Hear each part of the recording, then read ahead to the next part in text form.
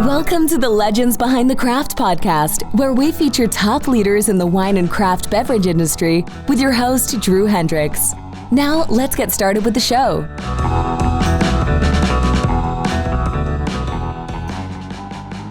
Drew Hendricks here. I'm the host of the Legends Behind the Craft podcast, where I talk with leaders in the wine and craft beverage industry, from visual design experts like Scout Driscoll at Vint, whose team creates wine labels that embody a wine story, to today's guests, Stephan Martinez and Rob Griswold, whose print company brings these label designs to life through some pretty cutting-edge printing methods.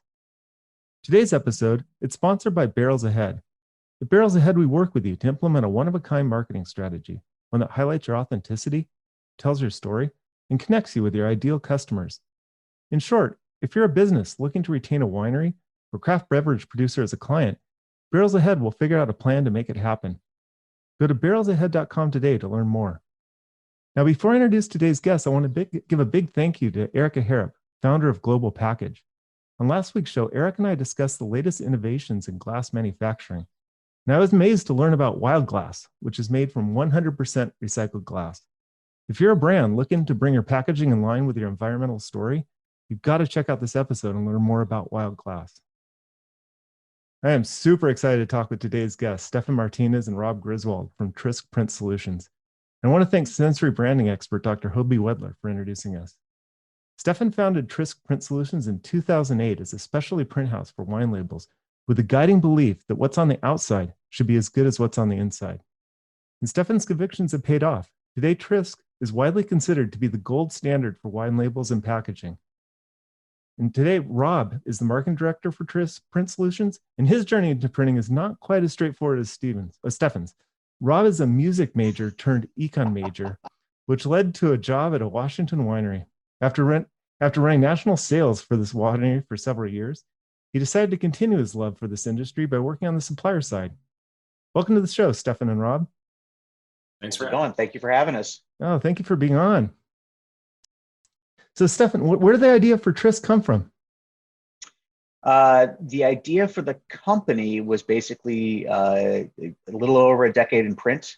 I fell in love with it right when I started a job, just kind of in the marketing level at a printing company here in Seattle, and like the industry, like the people, and was looking at really an idea for becoming a little bit more of a specialty side of things, with wine and spirits requiring a little bit more of a technological advantage and a little bit more of an eye for detail on stuff, but not losing the production side. Got to show up on time. It's got to be cost effective, everything else. The name itself was basically me and a couple of friends in our 20s saying, all the internet names are getting taken. We need to, if we ever want to start something later in life, we should start now. And it started with a list of 100 names. Somebody told me this about a tattoo years ago. If you have an idea for a tattoo, winnow it down to your final one, wait a year. If you still think it's a good idea, wait another year. If you still think it's a good idea, maybe wait another year. And then, if you're my, and we thought about that, and I was already with my now wife at the time, we basically just wrote down like 100 names. And then I would look at it every couple of weeks. Nope, that one doesn't work anymore. That one doesn't work anymore. With the really only driving point being, I wanted it to mean nothing, but specifically nothing negative in another language or dialect, or just want to make sure that was being careful. I'd seen enough of those mistakes in my printing career already with dialects, with some character languages. And honestly, the short run of that is after a couple of years, Trisk was the survivor. I couldn't find any negative connotations or definitions online. It means nothing. Like there's not a basis for that other than it survived that. And it's also a healthy prefix. So like if we decided tomorrow we wanted to get into growing, apples, Trisk Apple Farm, right? It's going to be there because that prefix now works for everything. And it so allowed us, I think we have a couple of URLs, camped on for years, like Trisk Wine Partners and a few others. Cannabis, I think we have, that points to us as well. So yeah, it's a coffee table word meant to open this dialogue. Yeah, and today it's known as the gold standard in printing. Yeah, and it landed there somehow, which is weird, odd to hear, appreciative. But yeah, it is fun to go to conventions where somebody like across the nation, like, oh, we've heard of you. Like, how is that possible? And part of it's the name, but I mean, to be clear, and I'll start like, it is absolutely the efforts of everybody, including Rob, who's been amazing with us, broadcasting and name recognition, brand recognition, and really doing that harder the last 5 years than we did in the prior. But yeah, the name is fabricated. There's no meaning behind it other than it just is one syllable. Oh, Trisk? Yeah, that's Trisk. Now, before we dive into Trisk, Rob, I got to ask you, tell us about this journey from music major to wine guru. It's a little roundabout. I do joke with people that I meet a lot of folks that they had these amazing careers in XYZ and then end up in the wine industry and go, oh man, if only I had started in the wine industry and that would have been amazing. I love this now, blah, blah, blah. And I go, shoot, I started in the wine industry. I'm going to end my career as an actuary or something. I'm just going to go the opposite direction. But no, so I started out as a music major, violin performance, and really loved it. Played since I was 5, and got to college and realized, if you don't want to work at a coffee shop for the first 5 or 6 years after graduation, maybe looking at some alternatives was a good idea. So started getting into econ, and then I took a international politics of wine class, and just kind of talking about global implications of the wine trade and the people in it, and really just fell in love with the industry. Had the really good fortune of connecting with a family who I ended up working for up here, who really, showed me the ropes. I worked a couple of harvests and did vineyard contract work and just got to see a lot of the ins and outs of the wine industry. Which then, like you had mentioned, led to running their national sales. So I'm really appreciative for Corliss Estates and Tranche Cellars for giving me that opportunity to just jump headfirst into the wine industry. And then that kind of the next step was coming over here. Oh, that's awesome. I kind of had the same sort of entry into the wine industry. I was a philosophy and Attic Greek major. And when you graduate with a degree in Attic Greek, clearly, you are, you're going to drink wine. So yeah, that was my entry. So Stephan, what were the early days of Trisk like as you were ramping up this label business? Terrifying, absolutely terrifying. Striking off on your own is an interesting prospect. I was coming into it with a decent amount of knowledge, but it is the industry is fantastic. I like to think that when you hear other people say that, whatever industry they're in, oh, but it's about the people or whatever. I hope they're all being as genuine as I feel when I say that out loud. Is I really think we're friends, and sometimes very close friends with a majority of our customers. And that's the part that really wakes you up every day. When I was striking off on my own, I called a few people right off the bat, and to a person, oh my God, this is going to be amazing. This is going to be so good for you. And some of them didn't even come along per se. I tried as best I could. I can hear my former employer listening to me right now saying, no, I tried to not scorch earth it. I knew I was going to be playing in the same industry at some point. And, but when you have your bigger, better customers or smaller, bigger, better customers, they're excited for you. They want success for you because they know you as a person. The relationships you build in this are very quick and they bond well. The boring story I'll just back. I have a tattoo with a customer. I have an AVA logo on my body, and I won't say which one. But I mean, which body hey, or which logo? I don't want to show it, and I don't want to talk about it because I could already hear the other one saying, "Well, you need to get ours." That's my biggest fear is the slippery slope problem with tattoos. But I remember when they pitched, it was like, "Hey, you want to do this? It'll be fun." I'm like, "Yeah, it was a no-brainer. It would be fun to do because I knew we weren't going to go anywhere." So while it was scary early on, the people around you that give both solicited and unsolicited good advice about how to work in this industry, how to manage stuff hey, it's important that you get the oxagrave and oxaguz correctly on your words early on. It's important that you name things the right way, that you understand, hey, don't cold call during harvest. You're immediately telling the customer that you don't have no clue what's going on, right? O&D is structured differently for how they do sales. So the early years were really a lot of that. I don't even call it trial by fire. I had so many good advisors. Our customers were our advisors because the first couple of years it was myself. I did a talk at UW. There was an entrepreneurial board panel I sat on one time. And the reason I think of this is your question, what would I do differently? And one of them was like, I would have gotten a finance person earlier. I would have spent with the money I didn't have or was coming in, I should have hired, like, it's definitely a double-edged sword, but our CFO and my business partner came across after a year, maybe 3 or 4. And I wish I would have done that sooner, because that fear I mentioned tends to drop down when you have somebody that's specifically watching the business side of the aspect. Because Rob and I are very focused on the uniqueness of a project, how well it's achieving their goals. All the salespeople get involved with them. The early years are tricky to do that. And, oh, that's right, I also have to pay taxes. It's a tough thing to do. You can, but it spreads you very thin very quickly. So the first years are really just about kind of figuring that part out. But again, the industry is basically filled with advisors. Winemakers are almost by definition entrepreneurial, risk tolerant. Most of them are type A's. If you say, hey, how would you do this? Oh yeah, hang on. You got 2 hours sitting at a bar. They're going to tell you exactly how they think you should do it. There's no wallflowers on that side typically. So that's kind of the opening phase, was just getting a lot of great help from our customers on how to be better for them and their industry. But it wasn't self-serving. It was definitely, this is how you become better. Well, and to mention a bit about the customers and clients and things truly being partners and friends in all of this, the part that made me come over to the side too, going back to the musical aspects of it, so many of these people are also, they love music and they play. Yeah. And there's such a creative energy in this industry. It makes it so much fun, because you can talk to people about wine, but then of course they've got 50 other things that they're doing and they're passionate about, and cooking and all of that. So it really makes it a blast. Especially on the art side. And you touched on that too. I mean, there's a lot of winemakers that have either a BFA or a BA in some fine arts, or they love sculpture, or, I mean, half our conversations end up talking about, oh, have you been to MoMA or something like that? Like, oh, there's this artist I love.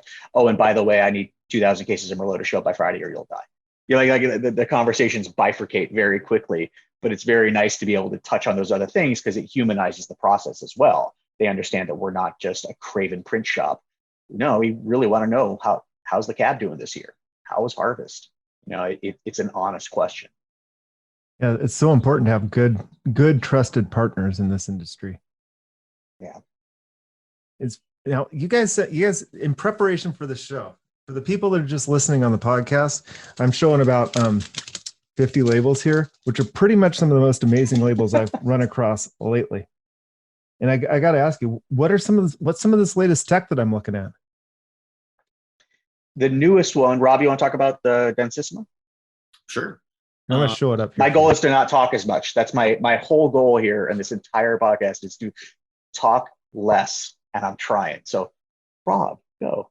And so if you go to our website and click on the sample section, I will send you samples of this very label. But so Densissima, it's a 163-pound stock that we developed with Wausau Paper Products and Boxwood Design. 163 pounds, for those that don't know, is more than double the standard pressure sensitive stock. I mean, a lot of wine stocks out there are 60 pounds or 70 pounds. This feels like a greeting 70's card about weight. max. So it's quite a bit thicker, and the goal for that, or the result of that, is we can deboss kind of a letterpress quality on pressure sensitive paper that you just couldn't do before. So that's exclusive to us. It just launched. You're one of the first people to hold that sample in your hands. Honestly, it came out like 2 weeks ago. It does feel like letterpress. I was going to ask you about it, and it's truly amazing. I mean, you can really just run your fingers along it, and you could read it. It is a deep. I think deboss. Seattle letterpress, and I believe they're still around. They have one wine label on. I don't know when it ran. I could see it in my head because for the last 10 years, that would be the thumbnail I would get. This is what I want. And I'm like, okay, A, call them. B, that's not production level. And this is nothing. But I believe those were done like hand sheets. still pressure sensitive, I think, at the time, but they weren't how our customers typically need them, which is large scale volume stuff. Even a 20 case run, you really want to run through a machine to label your bottles consistently, straight, whatever. So they tend to come on rolls on a liner with the stock, with the adhesive already there. And so I keep seeing that label. Oh, it's a Semillon. It's beautiful. I could see it in my head. Hey, can you do this? I'm like, I want to. We want to do that, but it doesn't exist. We have really good partners on the supply side, and we push them pretty hard on like, look, there's a market for it. We did this about 10 years ago with the material, and I won't bore you with that one. We've done it a couple of times in the last 10, 11 years. And if you push hard enough and have enough sales, to drop it into, it'll become live. And so like Rob said, that's brand new, but no one's seen it yet who hasn't said, oh yeah, we need to do that like next, and because of that debossing quality that it has been missing from the wine industry. It hasn't been able, you could deboss, but you can only press so hard into a 70-pound stock that's also then being pressed onto a bottle. It kind of pushes its way back out with the right, conditions on bottling. This should really hold that. We're incredibly excited about this. Looks fantastic. And another one that I really jumped out to me when I was flipping through the package, I'm going to hold it up here. It's there's actually an emboss on there. It's a kind of a diamond grid, but the whole feel of the paper is like nothing I've felt recently. Can you tell me about that? Yeah, so that actually is TerraSkin. So it's micro embossing on TerraSkin material, which is made from stones. So I don't know specifically the exact process of it, but it ends up being this really sustainable paper made from rocks. Well, that's fantastic. So for designers and wineries, you've got so many different possibilities here: foil imprinting, or foil overlays. And how does a designer work with you to like maximize, push their designs to the edge, not over? Like, what advice would you give to a designer? Show us the goal. Starting in earnest 7 years ago, I would say. I started printing in 96. And so for the first at least 10 years, the conversation was, wow, that's beautiful. And now we got to do all of these things to make it actually work. Or we need to do all these things to it. And all of them were pulling it down. We're pulling it out of the clouds. Or to make it cost effective. Like you can't have a $1.50 label on a bottle. It's got to be into the 10s and 20s or less, especially at volume. Starting about 7 years ago or so, you really got when the HP Indigos really took over for high-end printing, and it got faster, and the tooling got much more better at scale, better at detail. So for that, I mean the foil stamping, the embossing, the traditional stuff. Now the conversation really is show us what you want on the bottle. What's your vision on it? Getting a native file now in a vector format isn't this progress of like, okay, well, we can't do that. We shouldn't do that. This is really expensive.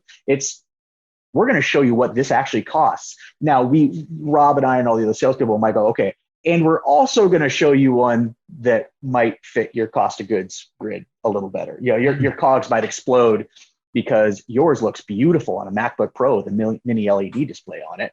But you got to sell these in, Bevmo, Total, or something like that. They can't be what we're seeing right here for costs. But in general, the note now is don't overthink it. Show us exactly what do you want to see? What do you want your customer to see and feel and engage with on that bottle? And a lot of times we can do it now. The days of no have drifted off because the tech has just gotten so strong. Embossing used to be, 8, 9 tons per, tons of pressure, are 40, like we can't even hit it as hard as the machine will go because it'll break right through all the papers, but that also means we can get high detail and you can get different metals that work different ways and all that. So in general, the process is really customer driven now, with us being consultative as we go and showing them options, because a lot of times it is like, hey, here's exactly what you designed and it's X price. What if we want it to be less than that? Okay. And here's what we can do to, modify, but not cheapen that idea. We can get this idea across. We can have your customer engage that way without having to strip it down to bare bones. It's been a blast. I've had more fun every year than the prior year. Like I genuinely think at 25 years now, I have never had more fun, but almost to exactly your question, we don't have to push back on their designs. And then, and Rob, if you want to jump in on this, I mean, but then you also have our sales team's experience, our CSRs, and Rob and I going, oh, have they thought of this? Because of the samples you have, because, you know, the examples are like, oh, I see where you're going with this. Mm-hmm. Can we add that? I was just going to say, yeah, I think everyone within the company to a T does like being part of that process. And we have fun coming up with those different things. Not necessarily that the designer didn't think of, because we work with amazing designers and they have great stuff. And it is awesome that we can now implement. Lori, Scout, like people you've spoken to, they're top shelf creative. It's just, we want to make sure that we get the production side right. Mm-hmm. So we can implement what they've designed, but then at the same time, we're also sitting there going, oh, check this out. This just came out. Oh, we have this new, and maybe we can use this, and it's going to, you'll have one tool instead of two or something like that. So that's really where we get to have a lot of fun kind of on the back end. And again, not having that be something that they need to worry about. We want them to focus on make the wine. We'll handle the production side of it. You know, give us your kind of general budget on what you're wanting to do. We'll make it pretty. Oh, that's fantastic. The customer side of pushing us towards that side, Rob, your note there, like they may not know about it, because we're constantly working internally to bring new stuff to market. They, you know, like sending out those samples right now of Densissima, you know, designers get that like, oh, okay, so now we're just going to do everything on this now, like, because it's not in the sample books that you get from suppliers. It will be in a year or two as it gets out in the market. But to give some easy shout outs, when I think back on Densissima, Rob, Gordon Taylor at Dave and Lore was one of the first people that pushed me really hard in 08, 09 of like, I need something thicker and whiter that makes my bottle look prettier. Like, okay, I can't get it anywhere, so let's work on it. You know, and especially at the time, there was a pretty big problem. A lot of glass was coming with high seams in it. So the 70 pounds and 60 pounds would show that seam, the Princess and the Pea thing. So that where the bottle mold comes together, you'd actually have some pretty high seams. And a thicker paper does help overcome that. It's superseded entirely. Icebreaker, the material that's out there now under a couple of different names, that's Treveri Cellars. Julie Grieve worked with me for years saying, I want something better. Doesn't exist. Yeah, I know. I'd like something better. Okay. And that was it. I mean, it was years and years to get it done, but now everyone has that. The industry is better now, and you don't go to wine tastings anymore and see rosé labels or sparkling labels sliding off the bottles like they used to. The mystery bottle in the ice bucket. Or you see them in plastic bags inside of a bottle, you know, because the industry genuinely didn't support. The answer was that no one wants it. No one wants to pay more money for a better product. And we were like, we very much disagree. And we're not saying, you know, 2X it, got to make sure it's production level. Mm-hmm. But I eternally give credit to Julie Grieve at Treveri for staying on with us to get it developed. And now, I mean, I have a Treveri bottle in a fridge here. I should have pulled it out. It's been in there for 8 or 9 years now. It looks beautiful. And it was the result of all that work, though. It took a customer with us to stay on us and us to stay on the paper suppliers, and else, and we just created something new. Now everyone has it. Excellent. Right? That's the goal. Yeah, we want everyone to level up with it. It's not this, hey, let's now make it an exclusive. I mean, for what? A little bit. That's fantastic. The collaboration is something that few people like realize that it's really what's elevating the industry. And it's also what's elevating the design, those designers working with you and you educating each other and pushing each other forward. It's just so amazing. Yeah. The partnerships we have, the peer-to-peer relationships we have at this point is an embarrassment of riches. I mean, it is genuinely so much fun to wake up with hey, I got this great new idea. What do you think? And then our reply almost always is, yeah, let's get this done. But let's get it done and let's make sure it works so that the customer doesn't freak out when they see a COGS, or if they see a timeline on it, because some things take a little longer, right? But a majority of the time, it's a great push and pull with industry partners. I'm not going to spoil the surprise, but Hobie, who you spoke with and who introduced us and is fantastic, we're working on something with him right now that has not been done, and it will be really it'll be pretty cool when it comes out. So Yeah, he's been sharing some secrets, but I don't know if it's ready for prime time. So we'll have to stay tuned. No, Hobie's a great guy. He's got his new I think it's out there. He's got a spice line coming out, which I stay tuned for. Cool. Very cool. Back to labels. So what, as far as wines, what's one of the biggest mistakes you see wineries and just people in general making when they go to design a label and put a label on a bottle? I think I know the line that you're gonna say. I'm not gonna say anything. I'm staying out of this one. Perfect is the enemy of good is the phrase that Stephan likes to use. Wasn't where I was going. Oh, really? But also good. We're gonna have two biggest mistakes. No, I'm not gonna admit mine. Mine will burn something down. This is the biggest problem. This is all an hour of hot mic with Steph. This is not healthy for our company on many levels. Never do this. I do think when we get clients coming in, one of the things that I like to tell them too off the bat is, look, we can build you that Ferrari, but we don't need to do that right off the bat. And as you're scaling up and you're building your production and you're just trying to get your first release out and you want to get it to the distributor here in 2 weeks, we'll make something really, really awesome. There's always time down the road to tweak it, and we can adjust it and get new tooling and change things around. That would be my that would be my thought. Everyone changes from a first rev. And so what can happen, and absolutely, I couldn't agree with Rob more, people will throw a lot of hard costs. There's tooling costs on a lot of, especially on unique projects. And, you've got a $1,200 foil die or a cheaper, depending on what it is, you got a cutting die and all this other stuff. When we all, I think even the customer, winemaker, distiller, however you want to go here, knows that after it hits the shelf, they're going to get feedback. Like, hey, can we make this 1/16 of an inch smaller? Like, yeah. And it's going to be you're doing it all over again. And a lot of them do, and it's fine. Like, we find ways to make that palatable. We are, I hope this never sounds corny, we are partners. I like to think that anyone listening to this who's worked with this for a while has seen on our estimates and invoices, like, we're splitting this with you because we think it's a great idea. Like, we want to see this in the world. Like this tooling is a little stronger than you were looking for, but we want this on a bottle as much as you do. And it couldn't be more honest. So Rob's note is very prescient on, perfect's the enemy of good. I do use that line a decent amount.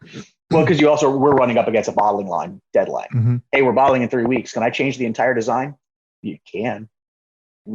Everything, we're starting over, and we might still make it, but it gets stressful at that point. But we tend to pull them off.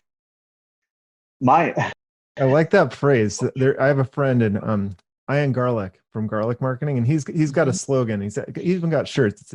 It's version done is better than version none. Yeah. I was surprised one time. It was another packaging panel. I remember I said it to the crowd and no one replied. Never time to do it right. Always time to do it twice.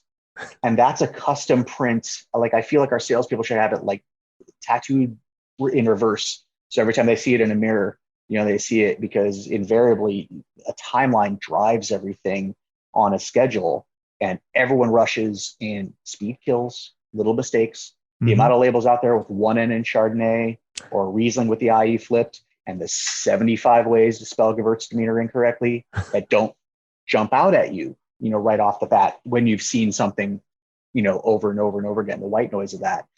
And I think when we land labels and then, they're not what I thought. I've moved bottling a week now. Can we get replacements in? And I'm like, I would have killed for one extra day in there.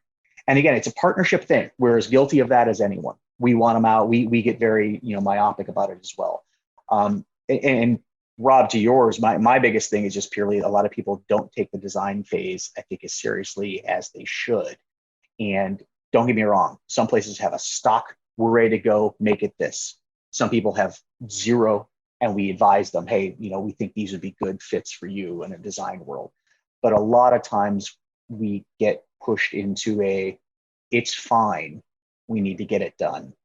and it's almost the opposite of the never time to do it right. Then what you get, put it this way, a phone call saying, I hate these is understandable. It's not what they thought of. It wasn't in their mind's eye. I don't like them, is better for me. And I'm sure Rob and everyone else, the worst call is, they're all right. Oh, I just stake to the heart when you get this nonplussed, they look okay. Everyone seems to be okay with them. We'll talk again next year. We'll send a gift basket. Like literally they'll go to Starbucks, or chocolate basket. Like what can we do? Mediocrity hurts the most. Failure you can fix. Mediocrity, that tends to leave a mark. That's a great point. Which never happens, by the way. That never, zero. Custom work, it's all perfect. To the prior note, I will say this, that does happen less. And I would argue probably less for all printers. I mean that honestly. I don't think that's just an us thing. I think that's because printers don't have to take them down the line of the mediocre, you can't do this, this is too expensive. Because that has shifted, that phone call or that email has dropped down. I think globally in our industry, because no, you can't or you shouldn't do that. Those conversations have probably dropped by 60, 70%. I think we've seen that too. You're right, Rob. That is a rare conversation these days. That's amazing. That's the goal, to excite people. Going back to this fantastic label with this de-embossing, I got to ask though, as far as the print run on this, now, is this suitable for a small production winery, or is this something that's like geared more towards you got to run a bunch of them? Both. It's scalable. And I know that sounds like it's too good to be true, but it is both. The material is doing so much of the heavy lifting. The tooling we buy for emboss, deboss foiling can be either meant for small runs, medium runs, big runs, or huge runs that are going to run just hundreds of thousands time after time, like the same debossing pattern for Merlot, Cab, Syrah, and a Chardonnay, let's say, on the same size label that just changes years every year.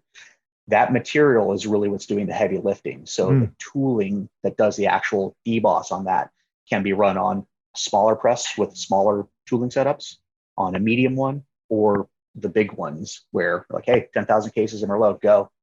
It is genuinely for all of them. Oh, that's fantastic. Now, for a winery, looking for a winery is looking to come to you, and they want to really stand out on the shelf. And I'm looking behind you, Stephan, and there's some fantastic bottles, and they're all popping to me. And we've got this new label here. I chose this spot. How do you, what advice would you give a winery looking to design a label to stand out today? And what other tech is available that you'd want to call attention to? It's going to sound corny. I think it's because we're all, and Rob mentioned this before, we all drank the Kool-Aid. We tend to have, type A proselytizers at our company. Tell us what your vision of the winery is. What do you want someone to engage in? What do you want someone to feel? When they read it, pick it up. The antithesis of that question is we'll see something sometimes for like a Reserve Napa Stag's Leap or something like that, and the font on the back is super small. And like, you realize everyone buying this is over the age of 50, and you're just going to make them angry when they can't read it. Like I'm already at reading glasses. It would just annoy me. Don't do that. There's some little things there. So if you go back to your question is, what do you want your goal and your vision to be? Are you an artistic person who loves to paint and, you have a small art gallery in your tasting room in Walla Walla, let's say, for example? Well, then we're looking at linens, or there's a new material that's it's called Picasso, and it's a canvas material. Let's do kind of a Liechtenstein kind of a feel to it. Let's do some pointillism. Let's have some fun. I wouldn't necessarily put, the scream from, Munch on a Pinot Noir or anything, but like, what's the story of your winery? And then we can help tell that story with ink and paper, and it becomes an art piece. It's really, and I really do think that the better printers in this industry, and again, not talking just our company, we all talk at different, shows and symposiums and stuff. The more in the game, for the more lifers, that's probably the better way to say it instead of the negative term. I don't want to call it better. The people who are going to do this until they pass out, that's what we want to do. We want people to engage with that. If we go to a tasting with one of our customers and they're doing a varietal, or they're doing a vertical, and they go, oh, but this one here and this one here, just hearing them tell those stories and how engaged they are.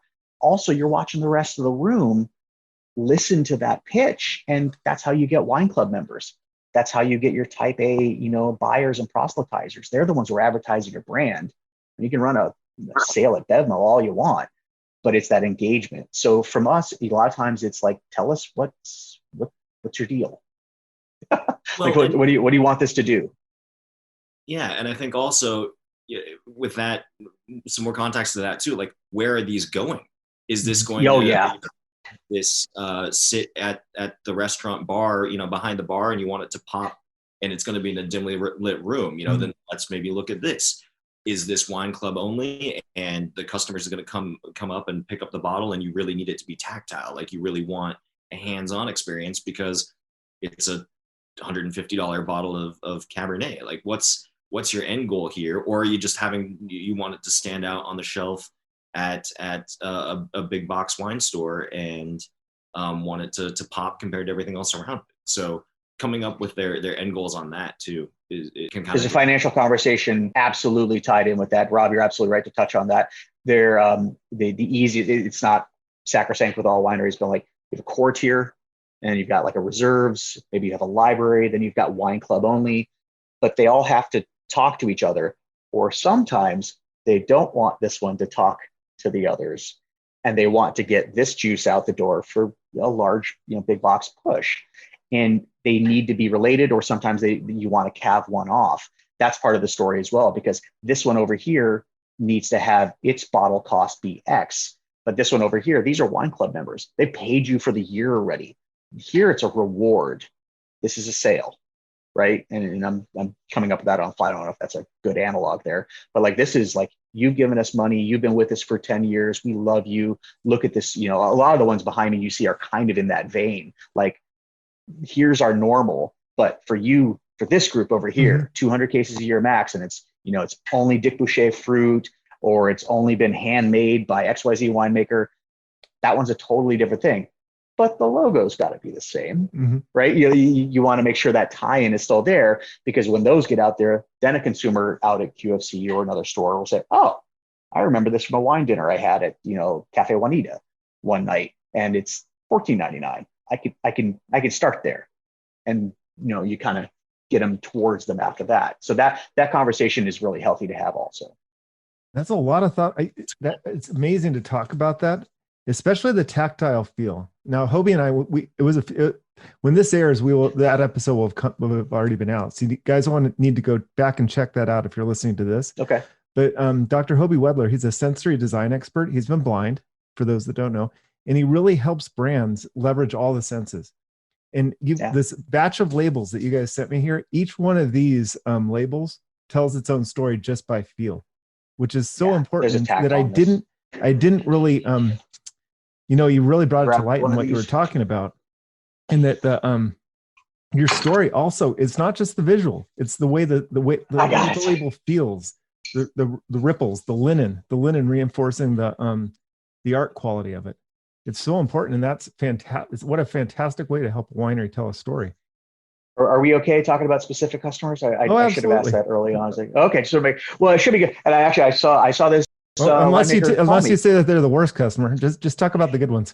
So I just dodged Jurgen's call. That actually part's true, because I'm on here right now. Treveri, but this was the one where early on, and I don't even want to take credit for this. The prior printer, I think, came up with this, and I flat outly stole it. I'm like, yeah, that's a genius idea. But so this coin is just blind emboss. Treveri is foiled and deboss. It's on a Lure diamond stock, so there's some texture in that. But the best thing about it, I thought, was it's hard to see on here, there's actually a emboss logo right here. Oh, nice. And the idea was, when you pick up a bottle in a store, your fingers feel that, and it makes you want to turn it and engage it. And it's 100% true. Like someone, I think in our first conversations early on in 08, 09, right when they were starting off, they had said I'm like, yeah, okay. Like, why would you spend money on embossing the back label? That's typically, people throw a lot of money at the front, and then the back come along for the ride. It's TTP, it's government, who cares? And like, no, we want to add that. I'm like, all right, fine. And as soon as they came out press, we put them on a bottle. I'm like, that's genius. I'm going to do this on everything now. And that's that tactile experience side of it. And it really pushed it. I mean, the whole thing is luxurious. in my opinion. Like the shape of it, the material is one of the first ones that had that icebreaker well to it. But it was that very subtle, you can barely see it visually, especially with everything else that's going on there. I don't even think it's picking it up here. No, I don't even think the camera's going to see it. But there's a little tiny logo just slightly raised. And when you hold this bottle in your hand, your fingertips, being sensitive, right? When you think about Braille and everything else, absolutely make you go, huh. That was a really good lesson a decade ago to keep that in mind. Yeah, so Hobie's absolutely on the right track. You sense things with a full range of stuff. It's not just visual. Fantastic. Never going to get that bottle back up there. I don't know if you saw me struggling to get it. I'm 5'7". You almost saw a bottle come smashing down there. That was very close. Saw it first here. That's and to that note about the different textures too. I mean, we've printed on velvet. We've printed on a wood. Oh yeah. So there's all these different options out there now that, yeah, give you a ton of variety. Wood fiber for Cooper sock. It's actual laminated. I think this is cherry or birch, but yeah, that's an actual wood sample, which means that every label has a completely different wood grain to it. It's a natural wood doing it. So yeah. I had no idea. I have that label right here. I had no idea. Oh my Lord. That is fantastic. Yeah, it's physically wood. And same thing, good partners. That was I believe this is Scout. Yeah, this would have been one of Scout's wines. Or yeah, this would have been Scout's ones. One of the first projects I worked on 6-7 years ago, and I saw that one come across. I'm like, oh yeah, this is going to be fun. Scout and us hit it off pretty quickly early on. It was a very easy. Oh yeah, we got this. Yeah, she's fantastic. Yeah, this label, yeah. if you guys feel it, it's got a you can just feel the wood grains. Like if you rub your finger along it, it feels like it's a finely wood paneled room, something like that. There was a splinter conversation early on in the conversation, and the first test run we did destroyed the inside of the press. Just utterly shut us down for a full day. Like, all right, we gotta think of something else now. That's funny. So what else should we know about? What else should we know about Trisk printing? That's a Rob question. I mean, truly, I know that we've said it a couple of times in different ways here, but we just love this industry and love everyone that we're working with, and it's just fun for us to handle these projects. That's, I guess, if you're looking for somebody to just get you labels out the door and it needs to be cheap and fast and that's all you want, that's not who we are. We're sponsors of multiple AVAs. We like going around and drinking the wines and getting tattoos of AVAs. Yeah. And hearing the stories and different things and keeping in contact with everyone, not just on a business to business side of things. So I mean, that's why I'm here. We pushed early on to become a specialty consultative sales, right? We wanted to be consultative. We want to be cost effective, but we don't shy away from it. We're gonna show somebody, especially if we know someone is cost conscious. We'll say, look, here's what you asked for. Here's a way to make it a little less on just purely on your spreadsheet for your dry goods. But what you're asking for doesn't really work that way. I learned this one way too late in life, but the cost, time, quality you can have too, right? Mm-hmm. It's that. I didn't know that till in my 30s, and I really wish I could go back into a time machine and like write it on a Post-it note on my desk early on in my career. It would have been nicer. But understanding that relationship that I don't know of a date we won't hit, but it might hurt, right? It might hurt something. It might hurt quality because we rushed it out the door and we missed a QC flag. Our QC is extremely robust. A full-time person who just walks around to make sure jobs are good. Mm-hmm. It's not someone who's just like sort of running a press and sort of checking. We do scuff testing that I'd originally set up with my old company back in like 04, 05. And that just wasn't done in our world at the time. Not for all jobs. You did it occasionally. But being cost effective is there. But if somebody pushes really hard, like I need these in 2 weeks, my current vendor is this, it needs to be under this price. A lot of times it's just, thanks, you're in good hands. We don't want to take a job from another company. I always think there's another me at a desk right now who's working his tail off to get this job out in time, and his customers out trying to grind a penny. That's going to be me next year or next order, and it's not fun. But it also just doesn't seem to lend itself to growth. That's not being not cost conscious. We will find ways to make anything fit a budget for sure. But yeah, that grindy side of the print world still exists. We try to gently stay away. It's the famous print pyramid. You can have it quick, you can have it quality, or you can have it cheap. You can only pick two of the three.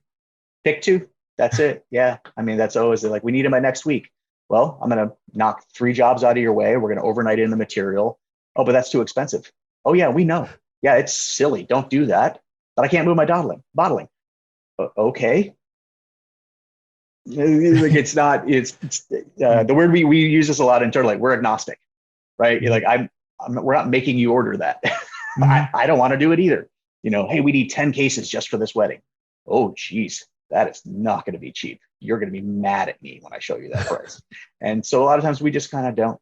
And by that, I mean, we'll just especially if it's a good customer, like, I'm just here. It's no one benefits from seeing the actual cost of that. Helping the customers pick which 2 of the 3 on that pyramid to pick. Yeah. And a lot of them will. And to go back to the earlier note, we really do consider ourselves to be very close with a majority of our customers. So they're really strong relationships. We can have that conversation. Like, I promise you, if this came up, we would bring that up. I'm like, all right, let's go over this again. You need them next week.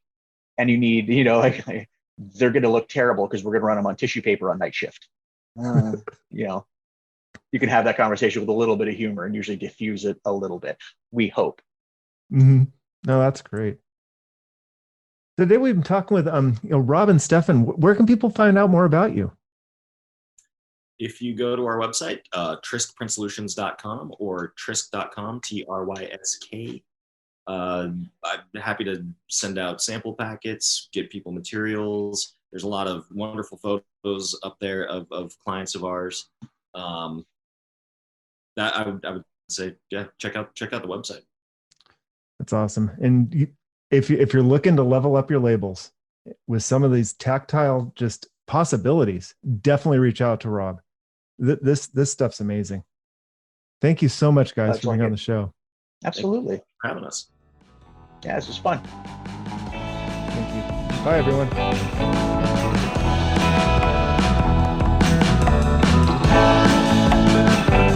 Thanks for listening to the Legends Behind the Craft podcast. We'll see you again next time, and be sure to click subscribe to get future episodes.